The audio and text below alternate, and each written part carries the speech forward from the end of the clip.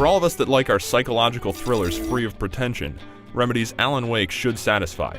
Events start out innocently enough. Alan Wake is a famous writer on vacation who arrives in scenic Bright Falls with his wife, Alice.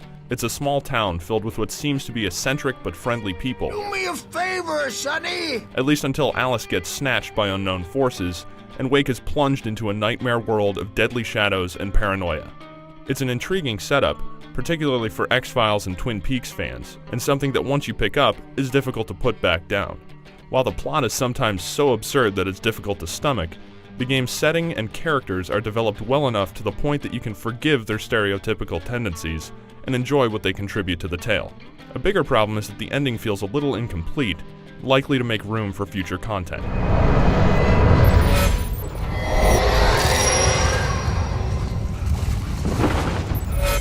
The graphics in Alan Wake play a big part in establishing the tone, reinforcing the notion that you're trapped in insane isolation. Mists surge with unsettling speed across forest floors, and all the locations in the game are packed with lots of small details. Your flashlight plays an important role in this. Not only are the lighting effects beautiful to look at, but light is a vital tool of combat. It's used to disintegrate enemies and also to help out with exploration and discovering hidden areas. Set against the inky blackness of the forests and haunted valleys around Bright Falls, it can be particularly effective at generating tension and evoking a sense of dread as you step into the light to escape the dangers beyond the shadows. You'll also see some flashy particle effects as lights blast away darkness with the burning ferocity of a circular saw on sheet metal. Sound design is also excellent. Sound effects squeal, strings surge, the winds hiss, and pianos patter into existence to underscore the mood of the visuals.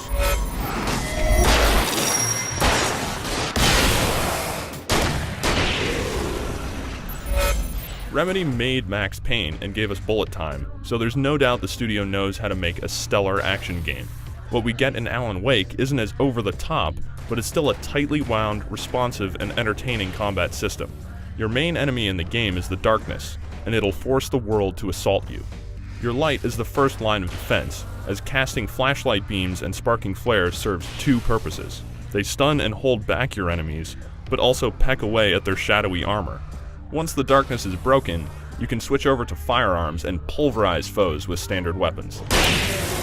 You can also dodge, but enemies are fast and the timing must be precise. The only real downside of the combat is the camera. Sometimes you'll find the trees and other objects block your view, which can be especially deadly in some of the harder fights. Other sequences are mixed in to keep the gameplay varied. You'll explore sunny vistas and buildings, interact with NPCs, uncover loads of hidden items and collectibles, and take part in the occasional driving sequence and boss fight.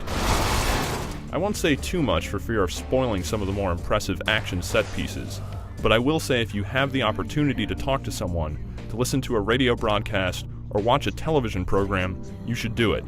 All of them strengthen the personality of the game and make for a better overall experience. Tonight's episode, a quantum suicide.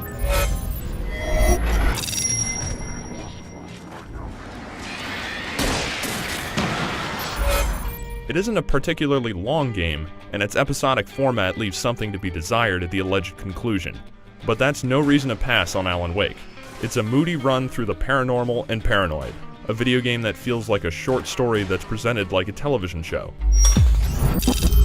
It's frightening, funny, and entirely self-aware, and has a great foundation of gameplay to make the experience just as fun to play as it is to watch. For more on Alan Wake, head over to IGN.com.